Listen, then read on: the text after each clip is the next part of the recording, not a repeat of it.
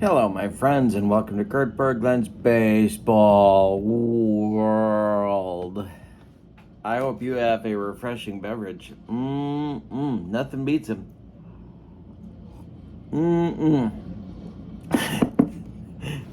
It is time for the 1938 All-Star Game, and I don't often do All-Star games because they're kind of a lot of work. I listen or watch the game, whichever is available. I read about it.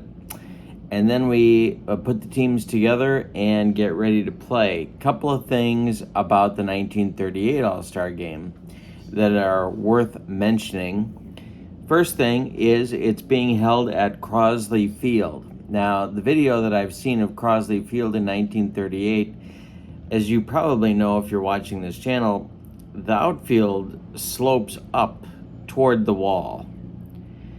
And it looks to me, and I could be wrong, Lord knows, probably am, but it looks to me like the slope is more steeper, if you will, than it is in the 1961 World Series videos that I've seen. So I don't know if something's going on there or if they tried to fix the slope or to lower the slope. I'm not sure. But there are definitely slopes going up toward the left field wall, going up toward the right field wall. That's the first thing. Second thing is that the teams, if you listen to the radio broadcast, it is said on the radio broadcast by Bob Elson, the White Sox radio announcer, and the Reds radio announcer too, and I can't remember that gentleman's name. Of course, Elson was the White Sox announcer on the radio for decades. He talks about the fact that the managers established the rosters for the All-Star Game. If you look at the websites, though, there are a few different websites that talk about fan selection. So I don't know what's going on there. It can't obviously be both. Well, it could be a combination, I guess, but so I don't know what's going on there. The Reds, Crosley Field, Cincinnati, the Reds are the home team, or the host team. They got a number of players in the starting lineup, 3 of them for the National League. Ivy Goodman in right field, Frank McCormick at first, and Ernie Lombardi at catcher. And they also got one of the stars of 1938, and that is Johnny Vandermeer, who had thrown 2 no-hitters consecutively in the first half of the season, and they were making a big deal about that in the radio broadcast, of course, and it is quite an accomplishment. So they're talking about that, and then they turn their attention to the American League. They talk about the fact that Hank Greenberg was injured. Otherwise, he would have been playing in the game. They don't say what his injury was. He did hit 58 home runs in 1938, one of his big years. But he missed this All-Star game, so I'm not going to use him either. I'm using the as-played lineups because if I don't, heads explode all over this great land of ours, my friends. And I think that's it. Oh, one other thing, and that is that, okay, so Lefty Gomez, Vandermeer started for the National League. Lefty Gomez was the starter for the American League. And they talk about Archie Vaughn, who was a left-handed hitting shortstop and one of the best ever. Just an awesome player. And they talk about the fact that the National League was going to start DeRocher at shortstop because the American League is starting a left-handed pitcher. Now, Archie Vaughn should have started I don't care if the pitcher threw left-handed submarine. Archie Vaughn should have been the starting shortstop, but I digress. It's so funny on the radio broadcast because they talk about it like, of course DeRocher's starting. It's a left-handed pitcher. What are you, an idiot?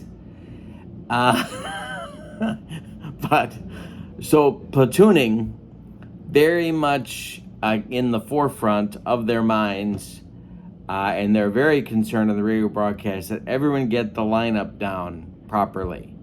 This is a high stress point. So I don't know, people must have been sitting by their radios keeping score. God bless them. Okay, so we are ready for the 1938 All-Star Game. We are at Crosley Field in Cincinnati. The date is July 6th, 1938. Let's get to the starting lineups and roll our All-Star Game. All right, so they very much played these All-Star games to win. So substitution, there's a lot of people that didn't play in this game. I'm going to play substitutions by ear. Pitchers were limited to 3 innings in length of pitching. Each team used 3 in this game. Turned out to be a 4-1 National League winner. The American League committed, to me, a stunning 4 errors in the game. Here's Crosley Field. You can't really see, maybe you can. You can sort of see the slopes that I was talking about, but not really. But that is our card right there for Crosley Field. All right, here's the lineup for the visiting American League. Mike Krivich leads off in left field. Charlie Gehringer bats second at second base. Earl Averill bats third in center. Jimmy Fox bats fourth at first base. Joe DiMaggio bats fifth. He's in right field. Bill Dickey bats sixth. He's the catcher. Joe Cronin bats seventh at shortstop. Buddy Lewis bats eighth. He's the third baseman. And on the mound, it is Lefty Gomez. Lefty Gomez was 18-12 with a 3.35 earned run average in 1938. All right, for the homestanding National Leaguers, Stan Hack leads off. He will play third. Billy Herman bats second. He's at second base. Ivy Goodman bats third. He's in right field. Joe Medwick bats fourth. He's the left fielder. Mel Ott bats fifth. He's in center. Ernie Lombardi bats sixth. He's catching. Frank McCormick bats seventh. He's the first baseman. Leo DeRocher bats eighth. He is the shortstop. And on the mound, it's Johnny Vandermeer. 15-10 with a 3.12 earned run average in 1938. Alrighty, we are ready to go. Mike Krivich, for my money, one of the underrated all-time 1930s players, and into the 40s for that matter. Here we go with the first at-bat of the game. Vandermeer to Krivich, and this is ball 4. He walks him. So we have a leadoff base runner for the American League in the top of the first. And let's see if we can get some more light on the subject here. And I guess the answer to that question is going to be no. Oh yeah, we can. There we go. All right. Charlie Gehringer comes to the plate. The Tigers' second baseman, and the delivery from Johnny Vandermeer to Gehringer is a line drive caught by a leaping Billy Herman, and there's one down in the top of the first. Now it's Earl Averill. The windup and the delivery by Averill, or by Vandermeer to Averill, is ball 4. So Vandermeer, with a little bit of control trouble in the first inning, walks 2 men with 1 out. It's Jimmy Fox coming to the plate. Double play depth for that National League infield. Vandermeer the stretch. And the delivery to Jimmy Fox. This is hit to Herman at second. Billy Herman. See if he can make this play. He does make the play. And he goes to DeRocher at short to force Averill. It's a 4-6 put out. Krivich goes to third, and Fox is safe at first base. There's American Leaguers at the corners with 2 outs. And Joe DiMaggio coming to the plate. Joltin' Joe. Vandermeer the stretch and the pitch to DiMaggio, and hey, struck him out, and Vandermeer escapes the first with no damage. The American League gets nothing and likes it, Spalding, and the National League is coming to bat in the bottom of the first against Lefty Gomez. Stan Hack, Billy Herman, and Ivy Goodman coming up against Gomez. And this one is swung on, and it is hit to short, and it's caught by shortstop Joe Cronin, who made a big error in this game to kind of open the doors for a National League score. Gomez winds and deals now to Billy Herman. And Billy Herman hits a base hit to center field. It drops in front of Earl Averill, and there's 1 on, 1 out for the National Leaguers, and Ivy Goodman comes to the plate. Lefty Gomez the stretch and the pitch, and this is hit as a little comebacker back to Gomez.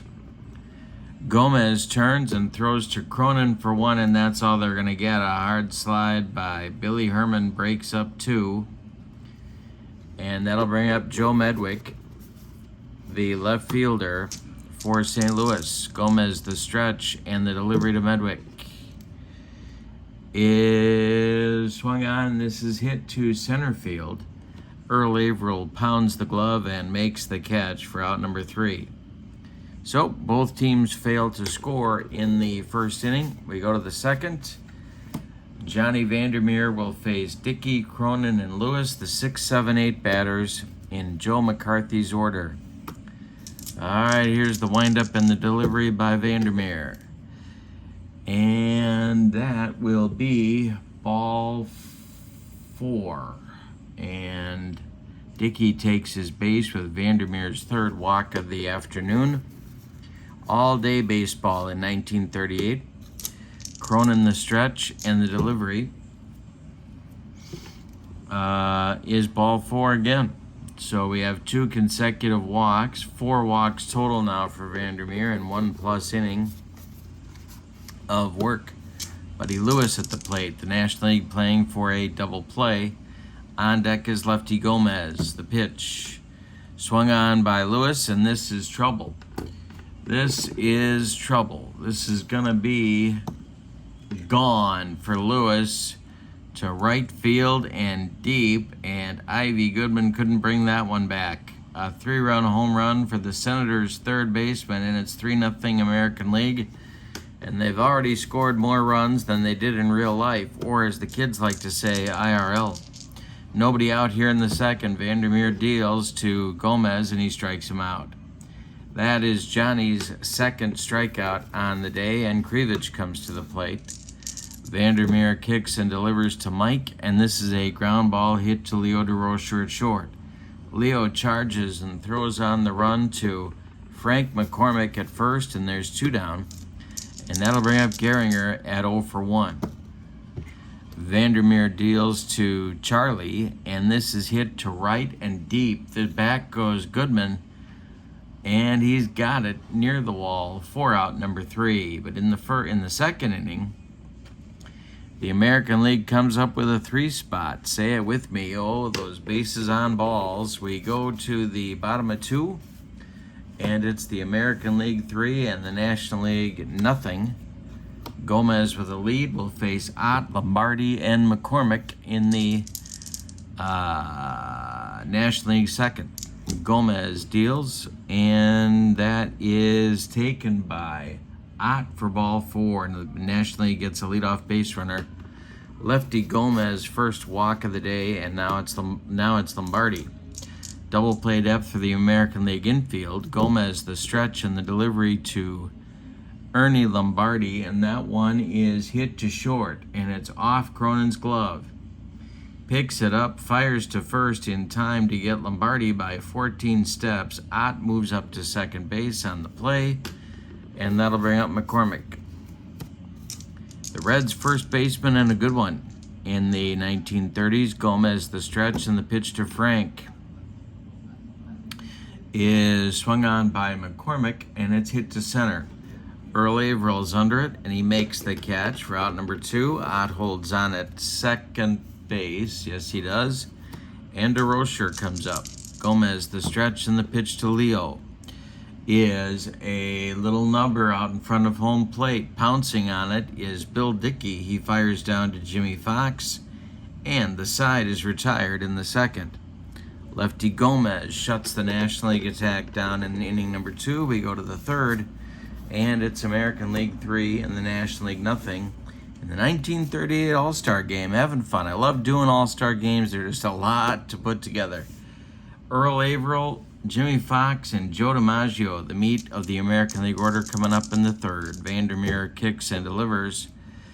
And this one is ball 4 to Earl Averill. And another walk by Vandermeer, 5 in 2+ innings. Johnny's wild today, let's just say, and Jimmy Fox comes to the plate. In the National League bullpen, the next American League pitcher starts to throw, as he did in the real game. It's Big Bill Lee of the Chicago Cubs. Fox at the plate, he's 0 for 1. Vandermeer kicks and delivers, and Jimmy Fox launches this one into the left center field gap for extra bases. That will split Medwick and Ott. They're going to have to run it down. Averill's being waved around third. He's going to score. And Jimmy Fox cruises into second with a double, and it's 4-0 American League. Joe DiMaggio comes to the plate with a chance to add to the carnage. The stretch by Vandermeer. He's on his B grades now because these are 4 earned runs. The stretch by Vandermeer to DiMaggio is strike 3 swinging. Johnny took him up the ladder. Second strikeout for DiMaggio in the game. Third for Vandermeer. 1 down in the third, and here's Bill Dickey. The stretch by Vandermeer, the pitch to Dickey is a base hit. This goes to center field.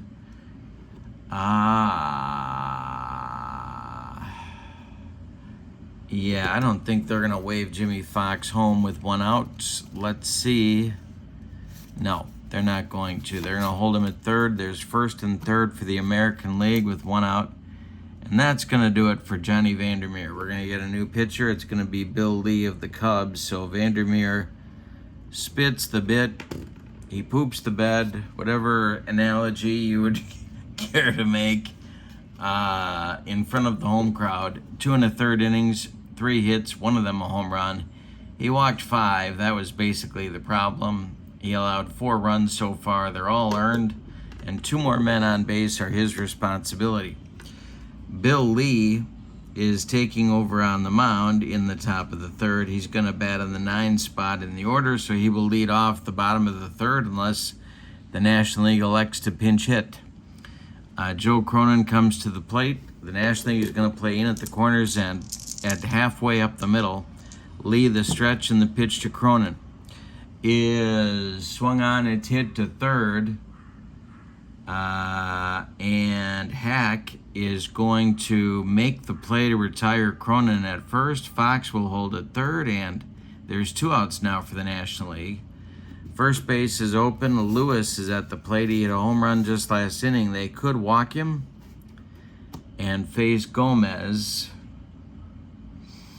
but it's an all-star game. They're not going to walk him. The stretch by Lee and the pitch to Lewis is swung on by Buddy, and it's hit to short. Leo DeRocher gloves it, fires to first, and that will retire the American League in the third. But they add a run to their total on 2 hits. They leave 2. After 2.5 innings of play, it's the American League 4 and the National League nothing. Lefty Gomez out there for his 3rd and final inning of work. And I'm going to have Johnny Allen get ready to come in to the ball game. He is warming up. The Cleveland Indians right-hander will be the next pitcher for the American League. Bill Lee is going to lead it off, however, right now for the National League and try and get something going. All right, here we go. Gomez to Lee. That is swung on by Bill, and it's hit to Lewis at third. He knocks it down, picks it up, throws to Fox, and there's one away in the National League third inning. Stan Hack up. He's lefty matchup. The wind and the delivery by lefty Gomez. That's a line drive ticketed for right field, but caught by Charlie Gehringer. And that is out number 2 in the National League third. Here's Billy Herman.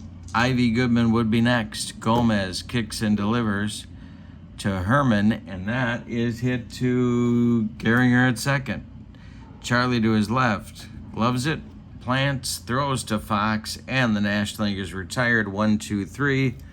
Gomez finishes his 3-inning stint, and with no runs allowed, 1 hit, 1 walk, didn't strike anybody out, and he is certainly, according to All-Star Game rules, in line for that victory if the American League can hang on.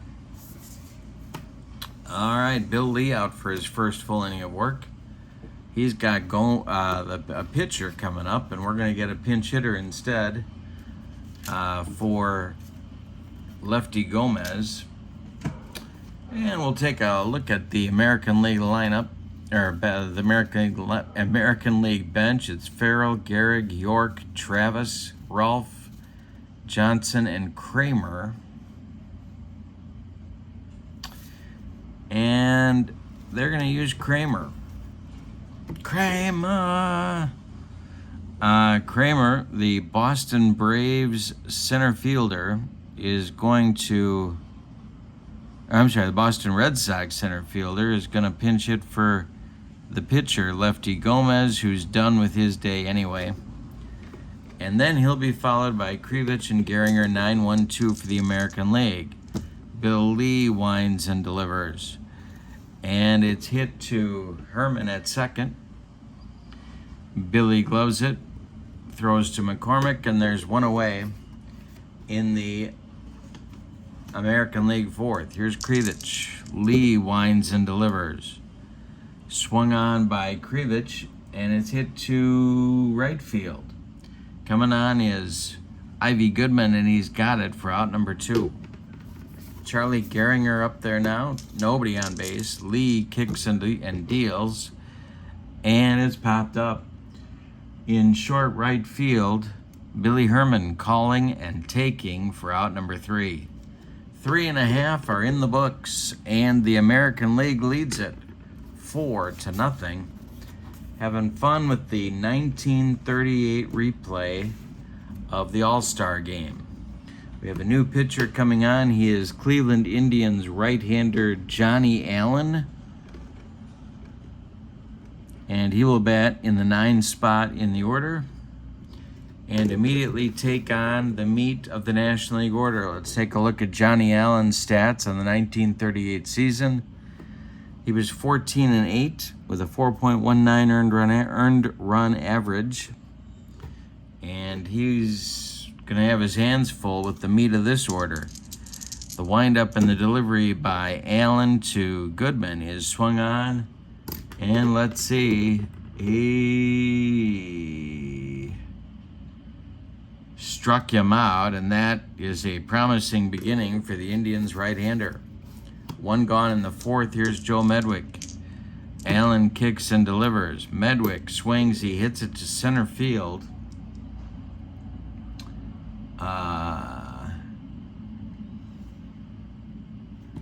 On the run is Earl Averill, and he's got it for out. I believe he's got it.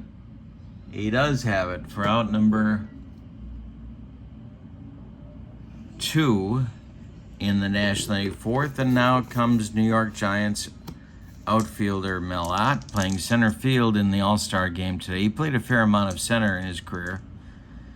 Allen kicks and delivers to Ott, and he hits it to right and deep. DiMaggio doesn't even move, and the National League is on the board. It's 4-1. Well, that's one way to score. Ernie Lombardi is up there now. Allen kicks and deals to the Reds catcher, and he struck him out. That'll end the National League 4th. with Johnny Allen's second strikeout. But the National League gets a run, and we go to the 5th, and the score is the American League 4 and the National League 1. This will be Big Bill Lee's last inning of work. And I am going to, let's see. I think Carl Hubble is going to start to warm up for the National League. That sounds like a good thing to do. So Carl Hubble, the New York Giants left-hander, starts to warm up. In the meantime, Bill Lee has Averill, Fox, and DiMaggio coming up in the American League 5th. Bill Lee winds and deals. This is swung on and hit to Herman at second. Billy cuts it off from going up the middle, plants and throws to McCormick for out number 1 in the 5th. Here's Jimmy Fox. Bill Lee kicks and deals to Fox, and there's a base hit. That is a single to left that drops in front of Joe Medwick. The American League has 1 on with 1 out now, and here's DiMaggio. Joe's had a bad day. He's 0 for 2 with a pair of punch-outs. The delivery from Lee is a line drive caught by Stan Hack. Scrambling back to first is Jimmy Fox, and there's 2 away, and now Bill Dickey. Dickey's 1 for 1. Lee the stretch and the pitch to the Yankee catcher, and this is trouble. It's hit to right and deep. Back goes Goodman, and it's gone. A 2-run bomb for Bill Dickey extends the American League lead out to 6-1. And Big Bill Lee shaking his head on the mound. Here's Cronin 0 for 1. Lee kicks and deals. Cronin swings. He hits it to Herman at second. Billy throws to McCormick, and the side is retired. But in the 5th inning, the American League adds 2 to their lead. We go to the bottom of the 5th. We're halfway through this one, and it is the American League 6 and the National League 1. Johnny Allen will face Frank McCormick, Leo DeRocher, and Lloyd Wainer will pinch hit for Big Bill Lee in the bottom of the 5th. Here we go. Allen kicks and delivers to the Reds' first baseman. And he struck him out on a bender. Frank McCormick didn't come within 3 feet of that one. And there's 1 away. Here's DeRocher. And you know what? I'm going to get Archie Vaughn in the game because I can't stand it 1 more minute. So, DeRocher is done. Archie Vaughn, the Pirates shortstop, is going to come off the bench and pinch hit for Leo. And his teammate, Lloyd Wainer, is on deck to pinch hit for Lee. So the National League is going to try to shake things up a little bit, see if they can get some base runners. Allen, the wind, and the delivery to the Pirates shortstop. And he struck him out. 2 down in the National League 5th. And here is Lloyd Wainer. Carl Hubble looks ready in that National League bullpen. Johnny Allen kicks and deals, and he strikes out Wainer. Yikes, Johnny Allen strikes out the side in the 5th. We go to the 6th, and your score is the American League 6 and the National League 1. Bill Lee is done after 2 2/3 innings of work. He allowed 2 hits, one of them a homer. He didn't walk anybody or strike out anybody, but he did allow 2 runs, both earned. Carl Hubble is now on for the National League. He's a screwballing left-hander, of course. 22 games, 13-10 with a 307 earned run average in 1938. He'll face Lewis and then I'm going to pinch hit for Allen, and then Krivich will take his turn at the bats. So first it's Lewis moving into the on-deck circle to bat for Johnny Allen is the Yankee first baseman Lou Gehrig. So he'll bat even though Hubble is a left-handed pitcher. He's going to get in that bat anyway. This, of course, was Gehrig's last All-Star game. Hubble winds and deals to Buddy Lewis. And Lewis, this will be a ballpark check for Buddy Lewis. And it's going to turn into trouble for the National League. That's going to be a base hit to center field. A leadoff single for the American League. And here comes Lou Gehrig as the National League moves to double play depth. Gehrig hit .295 in 1938. The stretch by Hubble and the pitch to the Iron Horse, and he strikes him out. First out in the 6th for the American League, and now Krivich.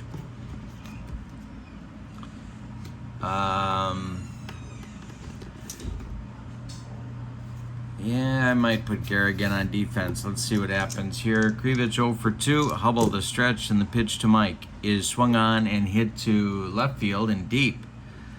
Back goes Medwick. He's on the track. Is there a track? Let's see. I don't think there was a track. He's back on the hill, and he makes the catch for out number 2. Retreating to first is Lewis, and that'll bring up Gehringer.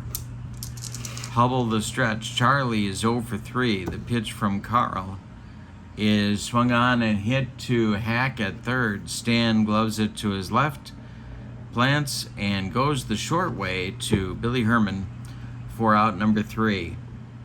We've played 5.5. The National League gets a base hit, but they can't do anything with them. We've played 5.5, and your scores: the American League 6 and the National League 1. And we need a new American League pitcher, and that's going to be left-hander Lefty Grove. So I have been able to stick to the pitchers actually used in the game, except Hubble, who did not appear in the game. But I'm using him anyway because who doesn't love King Carl Hubble? All right, so the top of the order is coming for the National League in the 6th inning. Lefty Grove on the 1938 campaign was 14-4 with a .308 earned run average for the Boston Red Sox. He'll face Hack, Herman, and Goodman in the National League 6th inning. Grove winds and deals, and that will be a rare play check, maybe. Let's see. Yeah, we got to do a rare play check. So we grab our rare play book. There's nobody on and nobody out in the National League 6th inning. They need a good start to the inning here. And that's a 4. The batter strikes out. And there's nobody's on first. Well, let's get to the right page. That's always a good idea. Batter strikes out swinging. We're going to roll against the catcher's past ball rating. That is Bill Dickey, and it's not higher, so the catcher blocks the ball. He tags the batter out, and Hack is down on strikes. 1 down in the 6th. Billy Herman comes to the plate. Billy is 1 for 2. Grove deals to him, and he walks him. Billy Herman trots down to first base. There's 1 on with 1 out for the National League, and I think I'm going to pinch hit for Goodman. Just got the urge here, get some kind of a rally going. And so we're going to use Hank Lieber from the New York Giants. And in all probability, Hank Lieber will take over in right field for Goodman in the top of the 7th. He's a right-handed batter. He hit .269 on the 1938 campaign. The stretch by Grove and the pitch to Lieber is hit back to lefty. Grove turns and fires to Cronin for 1, and that's all they're going to get as a Billy Herman roll block breaks up 2. Lieber safe at first on the fielder's choice, and here's Joe Medwick. Grove the stretch, and the pitch to Joe is swung on and hit to Cronin at short. He's going to go the short way to Gehringer, and the National League is done in the 6th. Lefty Grove comes on and gets the job done. We go to the 7th, and your score is the American League 6 and the National League 1 in the 1938 All-Star Game. All right, so King Carl Hubbell's coming out for his second inning of work. He'll face Averill, Fox, and DiMaggio. Okay, here we go. The meat of the order for the American League. Hubbell winds and delivers to Earl Averill. That's a line drive caught by Herman. One down in the 7th for the American Leaguers. Jimmy Fox up there now. He's 2 for 3. Hubbell winds and deals to him. Swung on and hit to third. This is Stan Hack by the third base bag. He fires across the diamond for out number 2. Joe DiMaggio is up there now. He's 0 for 3. Hubbell kicks and delivers to Joltin' Joe, and he struck him out. Joe DiMaggio has an all-star game hat trick as Carl Hubbell has struck him out here in the 7th. That'll end the American League top of the 7th. It's time to stretch them out at Crosley Field with your score. The American League 6 and the National League 1. Grove is coming out for his second inning of work. He will face Ott, Lombardi, and McCormick. And do we want to hit for McCormick here? Let's see what we got at first base. Oh, I don't think we got anybody. I don't think we do. Nope. So it's going to be McCormick. All right, here we go. The pitch from Grove to Ott is strike 3 swinging. He got him on a bender, and he made Mel Ott look sick. That is 2 strikeouts for lefty Grove, and Ernie Lombardi comes to the plate. Grove kicks and deals to Ernie Lombardi, who swings and hits a little pop-up into short left field. Coming on is Mike Krivich, and he's got it for out number 2. Frank McCormick up there with nobody on. The pitch from Grove is swung on by McCormick, and it's topped to Gehringer at second. Charlie charges and sidearms it to Fox at first, and the National League is done in the 7th. We go to the 8th, and your score is the American League 6 and the National League 1. Changes coming for the American League in the top of the 8th against Carl Hubbell in Carl's third and final inning of work. It's going to be Rudy York pinch hitting for Dickey. He will take over behind the plate in the bottom of the inning. Then Cecil Travis is going to hit for Joe Cronin. He'll take over at short in the bottom of the inning, and Red Rolfe will pinch hit for Buddy Lewis, and he will take over at third in the bottom of the inning. If anybody gets on, we're going to have a pinch hitter for lefty Grove. But let's see what happens. In the bullpen, throwing for the National League is Mace Brown, who's the answer to a trivia question, and I'll give you the answer in just why do we know who Mace Brown is? Why is Mace Brown important in baseball history? And I'll give you the answer next inning. All right, here we go. Rudy York. Hubbell deals to the Tigers' first baseman and catcher and left fielder and all that fun stuff. Is swung on by York, and it's hit to Herman at second. Let's see if Billy can field this one. He does, and makes the play to Frank McCormick for out number 1.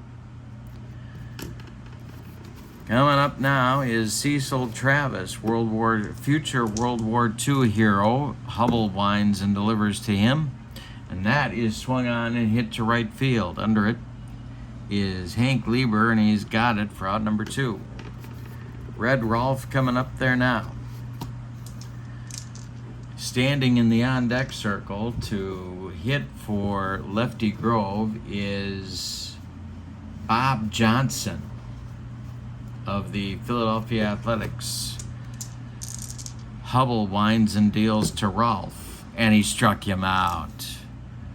So King Carl finishes his stint with his third strikeout. 3 innings in the books. He allowed 1 hit, struck out 3, didn't walk anybody, didn't allow any runs.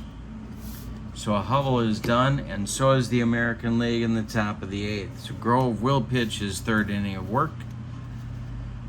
He'll face Vaughn, a pinch hitter for Hubbell, and then the top of the order with Stan Hack. The pinch hitter for Carl Hubble is going to be Hirsch Martin, and he will be up second in the inning. Hirsch Martin was a Philadelphia Philly, and if you didn't know that, nobody can really blame you. Warming up for the American League to pitch the 9th inning is Bobo Newsom, the St. Louis Browns right-hander. Alrighty.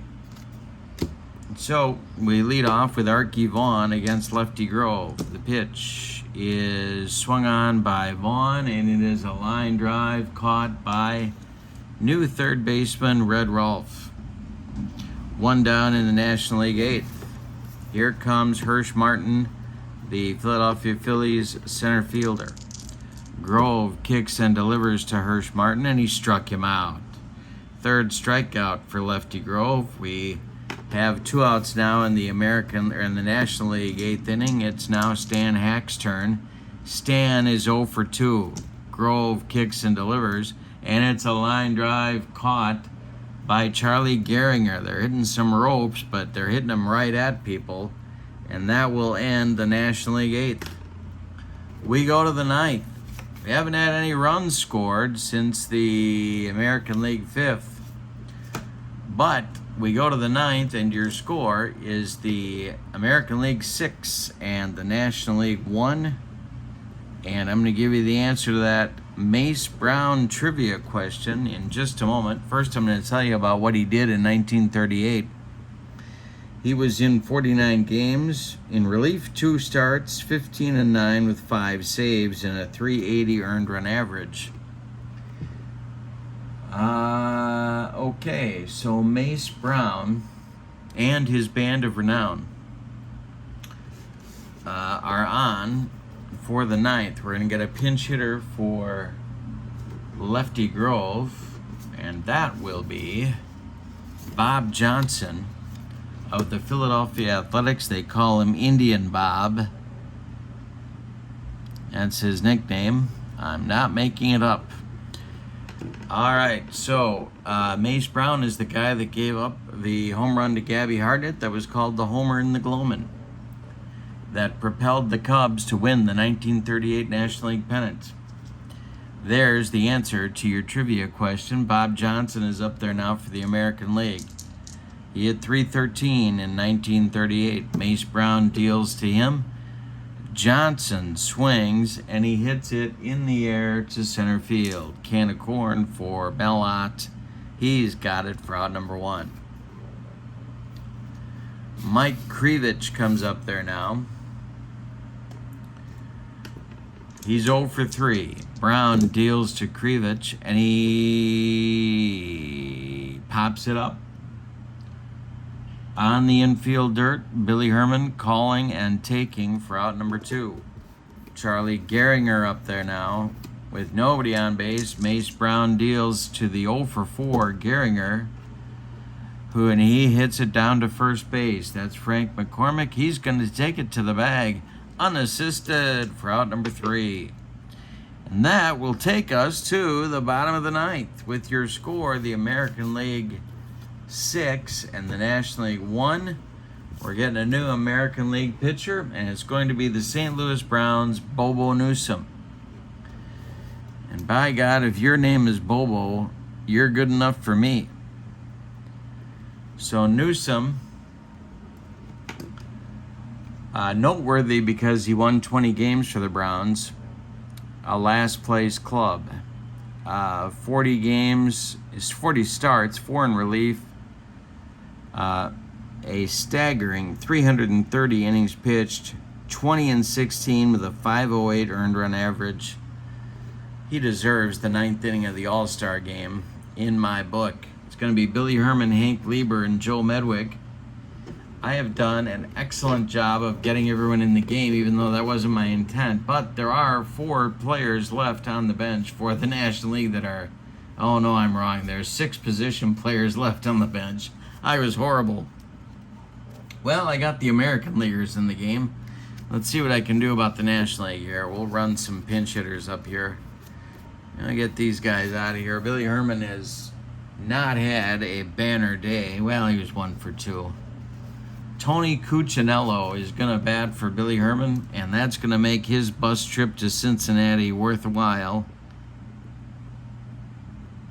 with a 9th inning pinch hit in a 5-run game.